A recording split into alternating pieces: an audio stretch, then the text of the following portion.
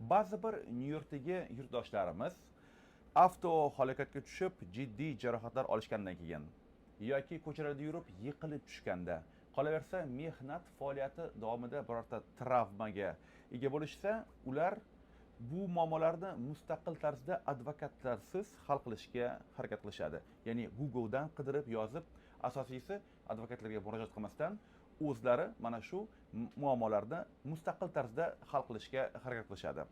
Bu narsa, bu yo'l juda ham noto'g'ri, chunki advokatlarga murojaat qilish kerak. Avvalambor bunday xizmatlar bepul va demak siz istagan tilda, rus tili, o'zbek tilida, qolaversa tojik tilida ham ko'rsatilishi mumkin. Va agarda Nyu-Yorkdagi yurtdoshlarimiz mustaqil tarzda o'z muammolarini advokatsiz hal qilishga harakat qilishsa, nima bo'lishi mumkin? Ushbu savol bilan biz Gabriel Law kompaniyasining advokati Paulga murojaat qilamiz. Good afternoon, Paul. Good afternoon, Advokat. So, would you please tell me what's the easiest way to read a personal injury case? Well, that's easy. So it really does depend on the type of accident or the type of injury that you sustained. But for the most part, if an accident happens and you run out and you say, "Oh my God, I'm so sorry, that was my fault," that's definitely the worst way. But let's say you're in a motor vehicle accident.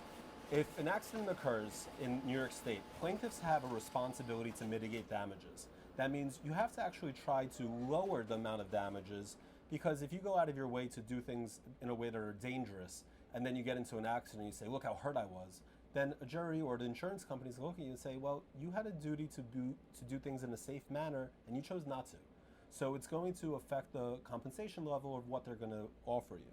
So by, let's say, failing to put on a seatbelt, everybody knows that when you get in the car, you put on your seatbelt, it's safety first. It's the first thing they teach you when you're trying to learn how to drive a car. It's because if an accident happens, and you never expect an accident to happen, but they happen, that's why it's called an accident.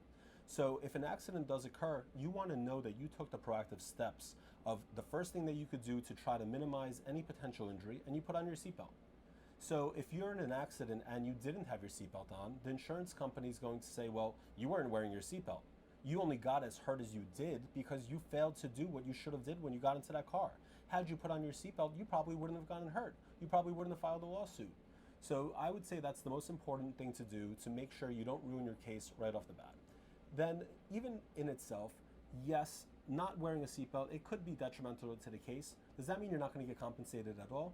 No, because under the comparative fault laws in the state of New York, your own fault in how the accident happened or how the injuries happened will just be a factor of damages. So they'll say, okay, our client was more negligent, you could have did a little bit more to be safe, so instead of paying you the full value of the case, we'll pay you 70%. So you can still be entitled to compensation, but it's going to be dependent on the degree of your own negligence and what you did to mitigate those damages. Very informative. Thank you very much, Paul. And the last question, how can the representative of Uzbek community here in New York have an appointment with you at this situation? Absolutely. Anyone from the Uzbek community in New York, if you're injured in any way, shape, or form in the state of New York, you should absolutely give us a call for a consultation. We have Uzbek-speaking interpreters and staff always on call, and we're always available to take a call and to provide information.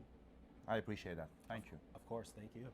Hurmatli Nyu-Yorkdagi vatandoshlarimiz, demak, agarda mana shu bundan oldin aytib o'tgan holatlar, ya'ni avto halokatga tushib travma olgan bo'lsangiz, mehnat faoliyati davomida travma olgan bo'lsangiz, yoki qolaversa ko'chada yurgan paytingiz yiqilib tushgan bo'lsangiz, kuchi uchlab olgan bo'lsa, Xudo ko'rsatmasin, mana shu holatlarda albatta advokatlarga murojaat qiling va xususan Gabriel Law'ga murojaat qilishingizni men tavsiya qilaman.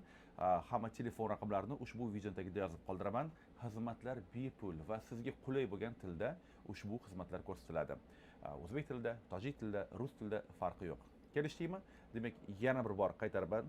Ushbu kompaniyaning telefon raqamlarini video tagida yozib qoldiraman. Bungacha esa Mr. Otabek TV kanalida va Gabriel Law'da yaxshilik bilan ko'rishganda, ko'rishguncha.